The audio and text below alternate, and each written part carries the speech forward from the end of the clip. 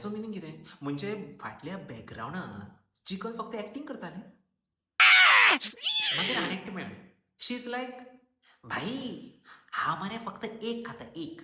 पूण मरे हे भायलेच खाता. भितरले मात खायना हांव आं, मात्तू खायना. आं? आगो सायबिणी ताका तांती खावप म्हणना. That's eating the packaging. सगळ्यांचे आपआपले रूल असतात.